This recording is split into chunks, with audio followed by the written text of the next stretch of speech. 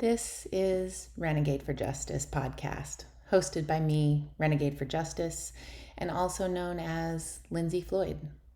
I worked in nonprofit leadership and academic research until domestic violence and a fatal mistake changed everything. I'm a survivor of abuse who also caused harm. This podcast is about how I got here, what I've learned, and how that knowledge can help us navigate the social crises we face now. This entire episode is split into 2 episodes. Welcome to part 1. Content notice: this episode contains explicit content about domestic violence, graphic injury, substance use, and death. On the one side of my brain, there's my expertise, my lived experience, my knowledge, my truth. On the other side, there's the lack of technical skill I possess. Somewhere in the middle is the moment last week when I decided to publish my first podcast episode. And I did so without any introduction. My sincerest apologies. You deserve a fair and thorough introduction for why it's worth giving your time to the Renegade for Justice podcast. So in episode 2, right now, I'm going to introduce myself to you through the framework that brings me to this moment, or at least pieces of it. And yes, I will get to Luigi Mangione. Before I do, I'm going to explain where my authority on the topic of Luigi Mangione comes from and why you should listen to what I say. After all, I'm just one human being, like you, lucky enough to be alive right now. For billions of light years in every direction, there is no life. Not a shrimp, not a tree, not a speck of mold. And here I am in this body that lets me talk and feel and think and taste and touch and love. And there you are, in your amazing body that lets you do all sorts of remarkable things. To understand why I talk about Luigi Mangione as a case study, as a cultural phenomena unfolding, as a human being, as a symbol of hope and potential for so many, I need to first share how I came to be in the position I am in. I, like Mangione, have a few academic degrees. Big whoop. That isn't so interesting until I remember the hundreds of women I met during my own incarceration and how I only ever met 2 women who had bachelor's degrees and none who had a graduate degree like I did. Then it becomes something worth exploring. I also belong to a very small subgroup of the American population. I'm not only a felon, a convict, and a former inmate, I'm also responsible for the loss of human life. To know what that feels like, the responsibility of a human death, is not something I share with too many people. So when I come across someone who shares that likeness, well, I have questions. But first, here's where it starts. I knew the relationship was over in the kind of moment that carries the entire weight of a story. I was 30 years old. He said one singular sentence. Fuck. I'm so fucked. What am I going to do? I'm so fucked. That solidified the decision for me. That one sentence was what shifted my heart from feeling potential and hope earlier that day to having resolve and conviction that night. At the time, we had moved across the country a few days prior, having just landed a few miles from his parents' house in a rental they were paying for. Our daughter, age 6 at the time, was with my family back in Utah. She was enjoying a winter break full of cousin fun and holiday adventures while we, her parents, moved the lives from one part of the country to another. The storage container had arrived in the driveway of our new home, and we had about 5 days to unpack enough to get our daughter's new home ready for her before she arrived with my mom by plane. That was the plan anyway. New Year's Eve fell on day 3 of that plan. It was a mild New England winter day, more sunny than gray. He and I were in the backyard, nervous about our dogs playing so close to such a huge river. The Connecticut River is indeed a river. Compared to the small trickles of us Westerners call rivers, the stretch of river in my new backyard was 15 to 20 feet deep and at least 200 feet wide. An intertidal river, the currents I was watching in my backyard were connected upstream to historic salmon breeding grounds and downstream to the Long Island Sound and into the Atlantic. If one of my dogs, accustomed to the Southwest, fell into the river, I'd need a plan to get them out. That's what I was pondering when our new neighbor walked over to introduce himself. From there, that neighbor's physical likeness to someone from our past ignited a series of events that would play out over the course of 12 hours and would culminate in an injury involving a dining room chair to my head, a traumatic brain injury, and staples on the scalp to close the gaping wound. But I'm getting ahead of myself. After that chair made impact with my head, the visual of the blood stopped the altercation. Head wounds, if you're unfamiliar, bleed a lot. The dense network of blood vessels right under the skin combined with the tight tissue over the skull prevents head wounds from closing easily. The result is that blood, a lot of it, comes out fast and with volume. I saw the look of fear in his eyes when he saw the blood. I felt it first. Warm and heavy, gripping on my skin like paint, not light like water. It fell onto my forehead, pooling by my eyes and running down my face like tears, and also falling down the side of my face into my ear. Just like how water finds its way through the desert, using gravity, surface tension, adhesion, paths of least resistance, and branching to disperse, the blood used my body like geography, and it found the easiest path to fall downward. He threw me a dish towel, and I held it against the crown of my head. I stood there, terrified, as I felt the dish towel saturate and fill with my own blood while I held it there. When blood started dripping out of the towel and down my arm, I dropped it to the ground and looked around the kitchen to see where he was, hoping to get another dish towel. He was gone. I stumbled outside, hoping to find a human. I felt physically strange, like I couldn't feel my own body, like my thoughts were detached from it. I was trying to speak, and in my own mind I was saying the words, but I couldn't make my body use my voice to actually say the words out loud. I collapsed in the driveway. Lying on my side and unable to move, I was acutely aware of how much blood I was losing. I was covered in it. It was all over the kitchen. And as I laid there, I could see more blood streaming into a little deep ruby red river on the black asphalt, finding its own path in gravity. Seeing this from only inches away, I could see the reflection of the moon and stars in the pool of my own blood. The crispness of the snow gave the coldness in the air prismatic quality, and as I lay there, I stared into the pool of blood that shone like rainbows and told myself I had to stay awake. I had to keep my eyes open. I didn't know where he had gone. I didn't know if help was coming, but I knew I had to stay awake. And then he appeared from somewhere out of nowhere and stood over me. After a quick glance at me, he ran his fingers through his hair on either side of his temple, peeling his aging skin backward as if speeding through G-forces, taut so the whites of his eyes angled strange. Fuck. I'm so fucked.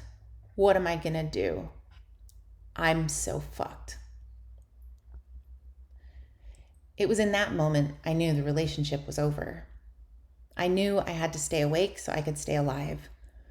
An emergency team did come, arresting him and later telling me that had they not gotten there when they did, I likely would have bled to death. They gave me 3 liters of blood and told me I had lost a near fatal amount. The following day, my mom arrived. She, along with my best friend, packed up what we had taken out of the storage container, put all of my pets into the car, and she drove me the 2,500 miles home to my daughter. That first night, she helped me shower in the hotel room. Blood had caked dry in and around my ears, in my hair, matting it down in layers like flaps. Blood had crusted under my breasts. Looking at myself in the mirror, I laughed at what the cab driver must have thought when he picked me up from the hospital and took me back to the scene of the crime where my car was. I hadn't looked at myself in the mirror since New Year's Eve. That January 2nd, as I stood in front of the hotel mirror, I chuckled at how I looked like I had walked straight off of a Hollywood horror set. My mom held my body as the water slowly softened the dried blood. The water ran rusty, then pink, then finally almost clear. The staples in my scalp made it difficult to shampoo, so I left the scabs there and parted my hair on the other side. In the aftermath, my decision to leave him, forged in that moment, was rooted in basic assumptions of humanity that I had incorrectly assumed applied to everyone. As I understood it, if I ever found myself in a situation where I walked upon a person bleeding to death in the cold on a winter's night, no matter my relationship to them or what either of us had done in the past, I would do anything I could to make sure that person didn't die. But he didn't do anything to help me in that moment. He did not lean down to check if my body still had a pulse. He did not shake me or check my airways or any of the basic first steps I would have assumed any reasonable person would do upon finding themselves in front of a person bleeding to death. He just stood there, shouting into the woods about how much the situation would impact him. 3 days later, I was home. The courts gave me custody. His criminal charges played out slowly. What I didn't yet understand until it was too late was that I would have been better protected had I stayed in New England. Being home in Utah meant family support, a free place to live while I gained my bearings, and distance from him. But it also meant that 10 months later, when he called my new boyfriend's family hundreds of times, the mechanisms for justice got complicated with state sovereignty and jurisdictional technicalities. The state where the protective orders originated couldn't do anything. While the perpetrator was in their state, he hadn't called me, the victim listed on his second-degree aggravated assault charges. He had called a third party, an elderly Catholic lady in upstate New York, whose name was not at all listed on any protective or restraining order. And I, the victim in Utah, had received no phone calls from him. I spent hours on the phone, begging with the Office of Victim Services and the prosecution's office to do something, anything, to help me have sanity by making this madness stop. I desperately and deeply wanted a new life free from him, and he was doing everything he could legally to keep me from that freedom that I so urgently needed, like I needed air. When nothing else worked, I drank. What else could I do? At the time, I lacked the emotional regulation tools to do any better. I had made every phone call I could think to make. I had moved as far away as I could. I had fallen in love with someone new. I had blocked him and everyone he knew. I had done everything I could to get away from him, and yet I was powerless to actually get it.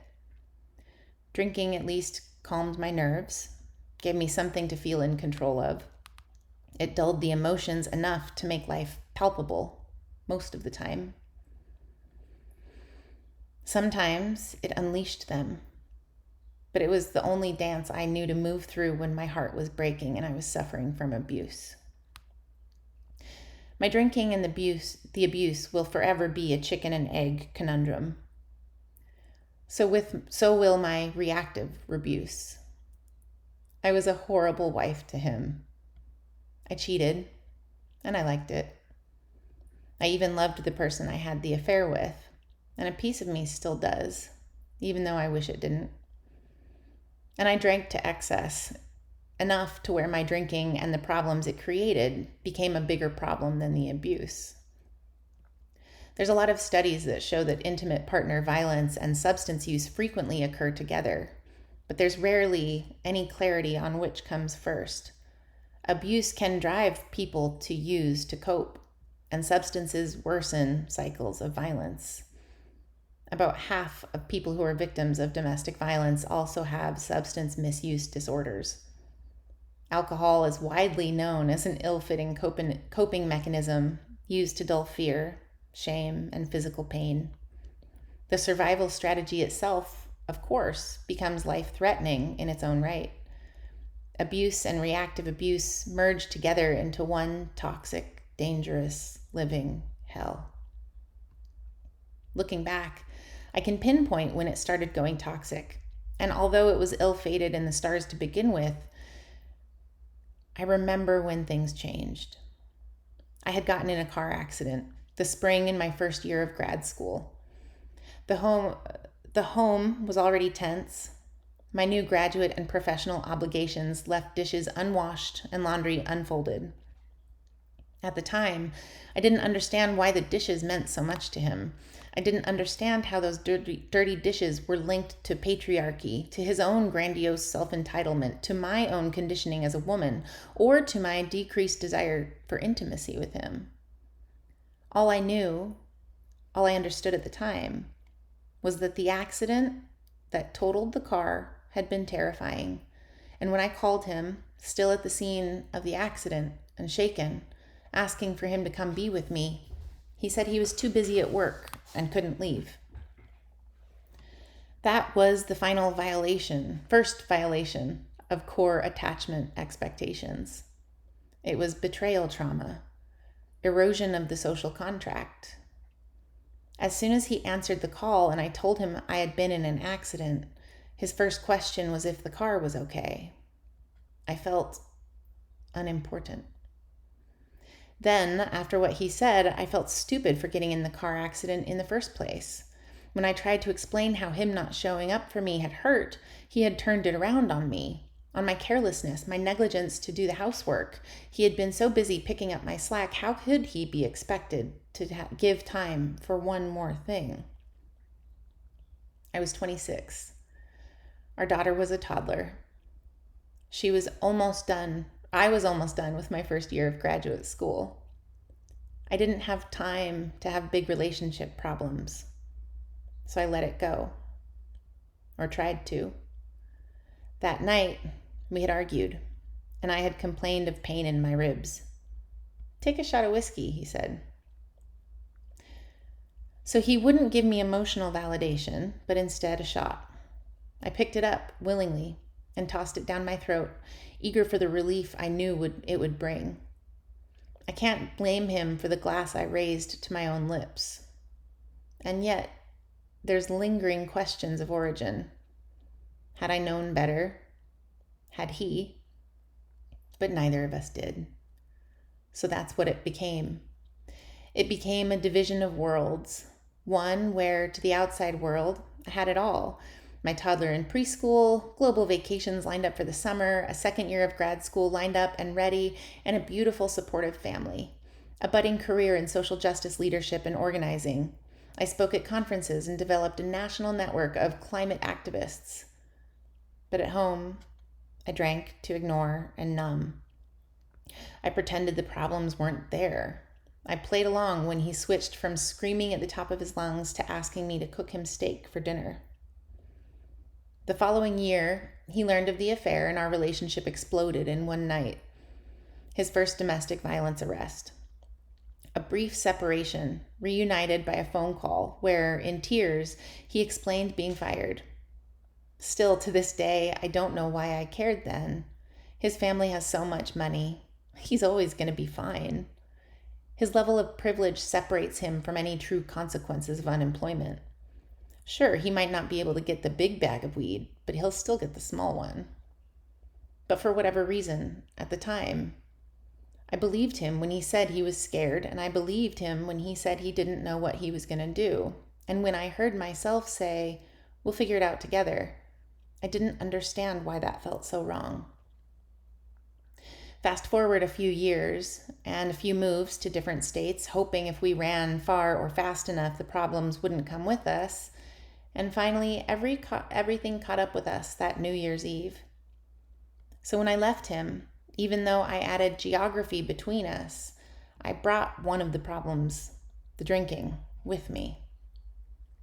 The two problems, him and my drinking, came together for a final time 10 months after I left him. He had made those hundreds of calls, and I went to drinking just as I had for years. It's not that I was unaware of my drinking being a problem. I knew it was. I knew most people didn't get up in the morning and start their day with both vodka and coffee. I knew that shaky, queasy feeling I got if I didn't drink for a few hours wasn't normal. I felt like I had been thrown into the conductor's seat on a train and there were casualties all along the track. I had to establish a new life, a new job, deal with the court mess he had created, and figure out how to heal from abuse. I didn't have time, and honestly, the will, to address the drinking. The other problem, too, was that he had told me on multiple occasions that my drinking was the problem. So much so that I had gone to rehab sometime in those dark years between his arrests. And I had managed to not drink for a while, almost a year. But with the abuse still present, the not drinking could only last for so long. For me to acknowledge that my drinking was part of the problem would be to reduce his abuse, to minimize it, to excuse it, to somehow make it less abusive. I couldn't do that in my own mind. To acknowledge that I had a drinking problem meant I had caused the problems, not his abuse. Then came the accident that led to my incarceration and custody loss. And it was not a high-speed, high-emotion event. After I had made all the phone calls I could to try to get his harassing phone calls to stop, I drank myself into a calm enough state to go back to my real life.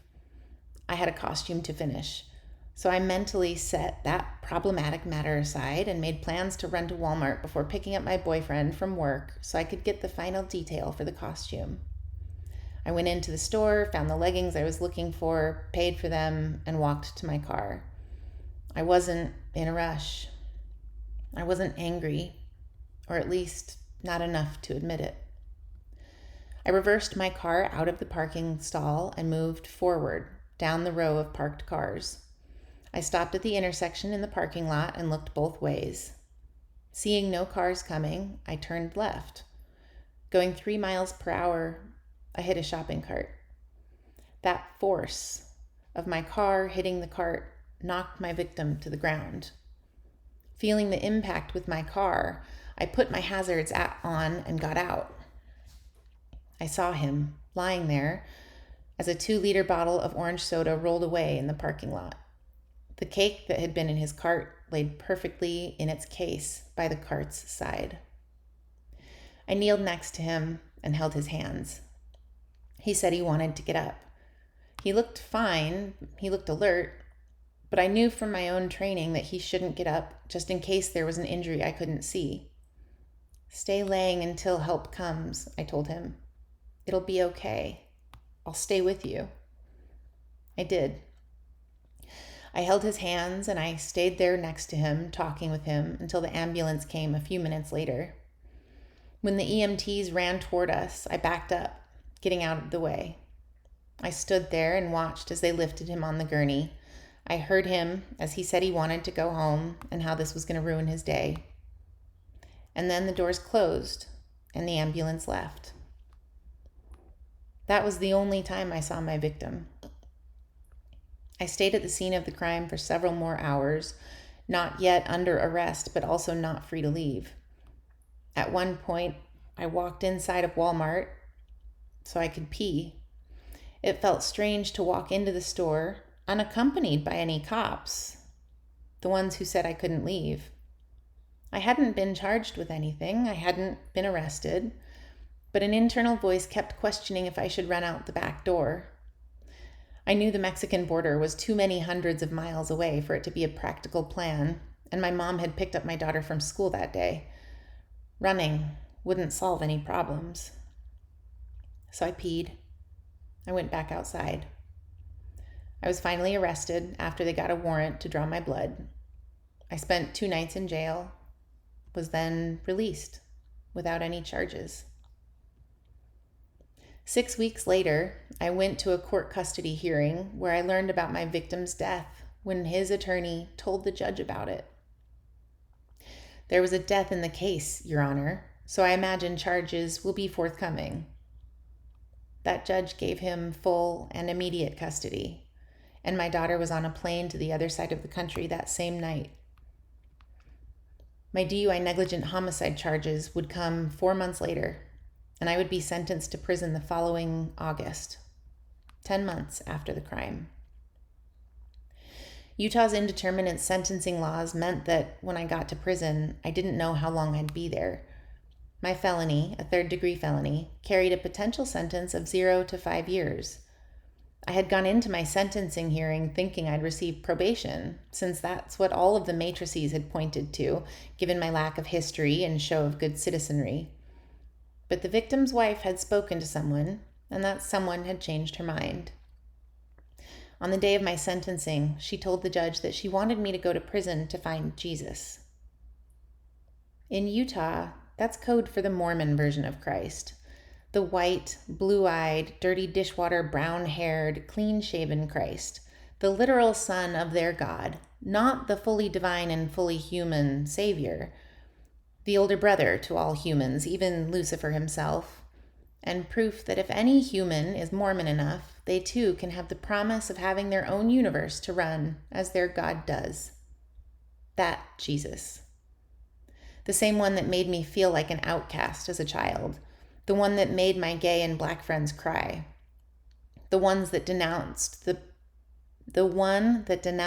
person who moved in with us as a teenager because his family couldn't love him anymore and be loyal to that Jesus. So he came to live with us instead, and I came to call him brother.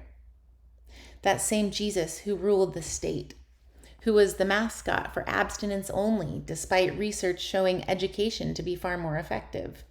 That same Jesus who left a chip on my shoulder in childhood that carried the weight of all organized religion. So I went to prison, not knowing how long I would be there, and being told I should go to find Christ. I went into prison with a bright, fiery pain from trauma and abuse, having lost custody of my child, not because he was a better parent, but because his family had enough money to buy that kind of lawyer to get that kind of person out of a tricky situation. And I didn't. I had been listed as a victim in a criminal case, and the moment I became a criminal, my victimhood vanished. A few months after I went to prison, his second-degree assault charges were dismissed because the primary victim and witness was unavailable to testify. It's not that I hadn't wanted to. I had begged and pleaded with the Office of Victim Services and the prosecution to let me testify remotely or through written statement, but they were clear. The only way I would testify is if I had the $10,000 on my inmate account so I could have myself transferred as an inmate from one state to the other. I did not have that money, and with my 60 cents an hour job, I did not think it was at all within reach. His charges were dismissed. I spent 26 months incarcerated, and while I did not find her Jesus in the way the victim's wife might have wanted, I did utilize the time earnestly. As I figured it, I was the only suicidal one locked behind bars. Not him, me. If I wanted to understand how I got myself there, into the situation where I was the criminal and not the one who left me for dead, I knew I had to do some serious soul searching. I also knew I needed to figure out why I cared more about my own pain than the death of my victim. So that's what I did. That's how I spent my 26 months, trying to figure out why I cared more that I had been abused than the fact that I was responsible for taking a life. There's clinical explanations for it. CPTSD, trauma detachment, disrupted moral compass by abuse, cognitive dissonance, survival versus morality conflict. I was essentially in a place where my self-preservation instincts and trauma made it difficult for me to know how to feel anything at all. My emotions were ginormous, the sizes of entire galaxies, all contained inside my body, suffocating the mass of force inside my frame. I didn't know how to manage emotions that seemed so much bigger than me. I understood the impact of my crime. I'd heard the victim's wife when she explained how she didn't know who would reach the things on top of the shelf in her kitchen. And I heard her when she said she didn't know how the lawn would be mowed. I understood the tangible impact of a person being vacated out of life. Having lost people I've loved, I could imagine what the vacancy I caused felt like to those who loved him. But I also know what it felt like to have a sense of relief when he was finally cuffed and I was finally back in the ambulance that last night of my relationship with him. The safety I felt, knowing he was behind bars that night, gave me the security I needed to return home, covered in my own blood, so I could let my dogs out to pee. As a victim of violence and abuse, I understand what it means to be the victim of a crime. I know how painful those tears are when they burst out uncontrollably. I know the frustration of the court system. He was arrested twice. The first time, it was assault and domestic violence in the presence of a child, 2 misdemeanors that would later disappear through a plea in abeyance and anger management course. The second time, a second-degree felony for aggravated assault with intent to cause serious bodily harm, also dissolved because of my crime. His crimes didn't disappear because he was innocent. They disappeared because he paid for them to be disappeared. I struggled for a long time to hold both simultaneously, that I was a victim deserving of protection, and also the abuse I suffered from led me to embody Brené Brown's quote that pain that doesn't get transformed gets transferred. Quite simply, I was never given the advanced tools a person needs when suffering from trauma and abuse, so I used booze instead, which led me to taking the life of an innocent person. The government determined that 26 months of my life was sufficient punishment. I was released and was on parole, which was ridiculously easy, for another 3 or so years. I was told to pay restitution, which I made earnest payments on until my parole ended. I went the month after my parole expired to make another payment, and I was no longer in the system. I didn't even have a name or number to click on.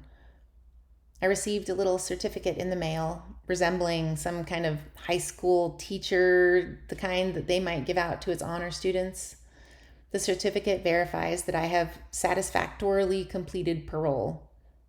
It hangs next to my college and graduate degrees. And that's it. Granted, it cost me custody of my daughter and prolonged a high-conflict coercive control custody litigation problem that I had to wade through for a decade longer. But 26 months for the loss of that kind of life. In terms of taking another person's life, the government thought it sufficient. Taking my freedom for 26 months, a few thousand of my dollars, and slap a few restrictions on my driving privileges for a few years. That's what a human life is worth in my criminal case. On the first anniversary, I fasted for a week. Anytime I felt hunger, I used it as a reminder to bear witness to the scope of the pain my victim's family must be feeling in his absence. As I stared at food I desired but refused to myself, I reminded myself the pain I was experiencing was a fraction compared to their suffering. On the second anniversary, I took a vow of silence for a week to honor the silence of his life, the silence his family heard in the absence of his presence. On the third anniversary, I began looking into kidney donation. At some point, though, all of these things I was doing to bear witness to his death were ultimately self-serving. That is, they did more for me to make me feel better about it than it actually did any tangible good for my victim's family. They didn't know I didn't eat for a week or that I had resorted to shaking and nodding my head for a week to honor his death. They would never meet the person who I might give a kidney to one day. That's not how the justice system works. I was told in very clear terms to never have contact with the victim's family. In the decades since the accident, my mind has wandered down all the avenues of potential repayment. For many years, I imagined being able to pay for a lawn service or buy a stepping stool, as if those marginal purchases and conveniences could offset the reality that I took something that was not mine to take. There's nothing that I can do, no amount of kindness or kidneys, that can make my victim not dead? Nothing. And that making him not dead is the only thing I could do to truly undo the damage I caused.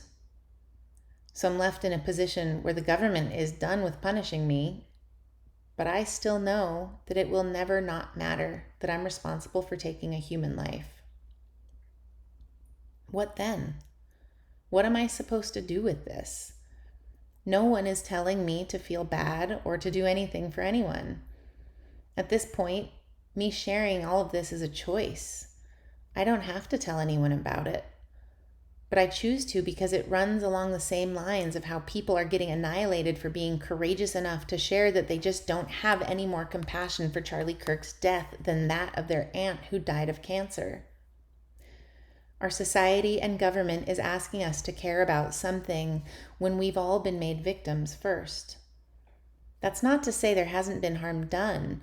We have to acknowledge the reality that reality is complex and short, simple answers no longer satisfy the burden of truth. We are capable of holding multiple truths at once. I was a victim who deserved better protection than what I got. And also, I am responsible for the loss of human life. What then? Does that mean I'm ineligible for health care? For fresh food, clean water, clean air, a place to call home, a job with a living wage? Some people who comment on my social media posts think I should spend life in prison, a life for a life. Others think I never should have gone to prison at all, citing how it was an accident. He was, after all, in his late 70s, missing a colon and a spleen, functioning with a pacemaker, and with a laundry list of prescriptions like blood thinners and painkillers. One EMT did say that had a younger person been the one pushing the cart, they would have just jumped out of the way. But it wasn't a younger person. It was him. And he did fall over, and the injuries he sustained did ultimately lead to his death. And also, that accident erased my victimhood. And it created new victims who likely created new victims too, and so on. Pain that doesn't get transformed gets transferred. Ultimately, my 26-month sentence was never about my victim. This reality is critically important if we want to understand how the judicial system works and how it interacts with people like Luigi Mangione, Tyler Robinson, and anyone who faces a criminal charge. For the longest time, I understood the justice system to be the intermediary between parties. The courts, the judges, all of that combined was this neutral eye of justice. She's enshrined outside of many courthouses, Lady Justice is. Adorned in flowing, drapey robes, she holds a sword in one hand and a set of scales in the other. The scales represent fairness, weighing each side without favor. The sword represents authority, its own power to enforce decisions. Across her eyes is a blindfold, symbolizing that justice should be impartial, without regard to wealth, power, or identity. That's the lie. The story we are told to make it seem like any one of us has a fair chance at justice. That is not correct. The justice system is biased and does prejudice poverty, race, class, gender. The fairness those scales represents alludes to some inherent fairness to you or me, to anyone who's a victim, a perpetrator. But that's not been my experience. And I'm not just talking about criminal court. Family court, too, is a weapon, a trap, and ultimately causes tremendous damage throughout American families' lives. Just like the health insurance industry, I don't have to look too far to find additional stories beyond my own that confirm what I know. When I first went to prison, I thought I was the only one who walked in as a victim first and then became a criminal. How wrong I was felt vile to me, as if I'd been taking a medicine administered by a loved one for years, being told it was good for me, only to find out it was poison. having slowly been killing me all this time, and me having doted so lovingly on that person for being so kind to help me with my medicine. Like this sickness, this wrong belief I had about people had infected me. I had judged so many people unfairly because of it, assumed incorrectly, been rude. How awful I allowed myself to be by believing those lies. Every single woman I talked to in prison had been a victim first. It's something like 90 to 95% of all female inmates have a history with sexual violence. More than 2/3 have experienced intimate partner violence. Men, nope, the word man is not in there at all. Sorry, guys. Most don't have high school diplomas.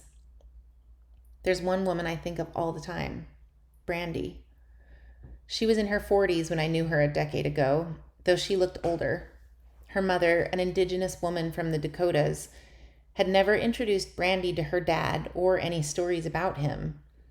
So when her mother died unexpectedly and Brandy went to go live with her dad at age 9, it was a significant shift.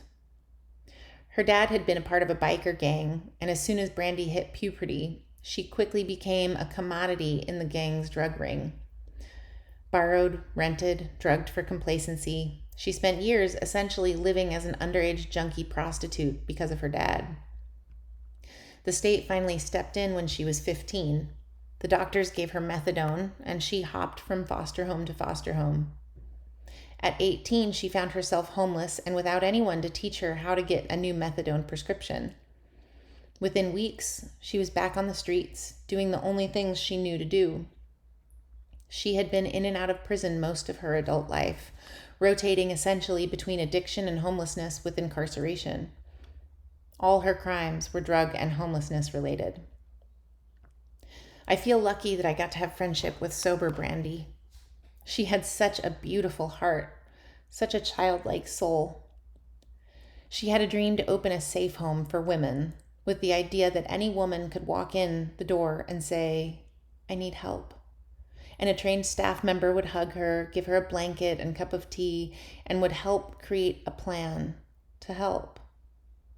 Her eyes twinkled when she talked about it.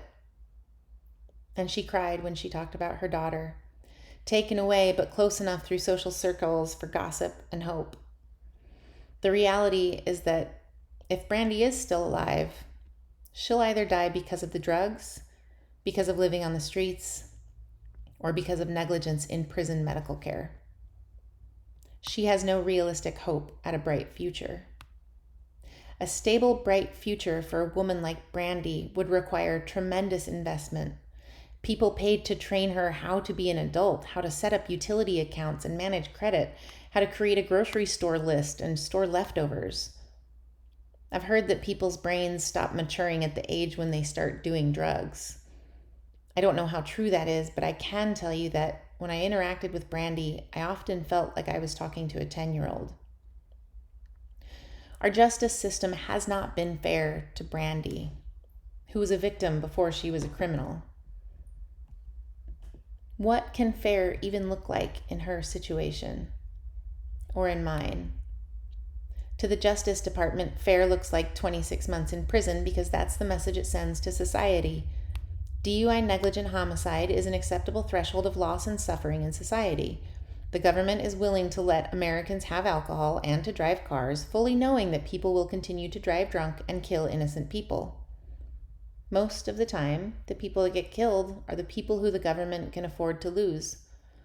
People like my victim, who was buying cake and soda from Walmart.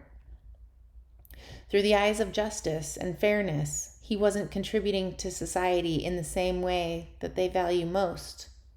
So he was expendable enough, worth 26 months of my time. He was not Charlie Kirk. He was not Brian Thompson.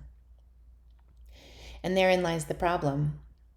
We are being told we need to care only about certain people dying, that certain people fit into the stereotype the government wants us to perpetuate. But the Project 2025 toy line goes against every reality of existence. We simply know too much to be able to go back to the era of one-line propaganda working. Or at least, I hope we know too much. Or enough. Because true fairness is transformative. True fairness is about correcting what went wrong, about healing, or at least it ought to be. Stay tuned for part 2.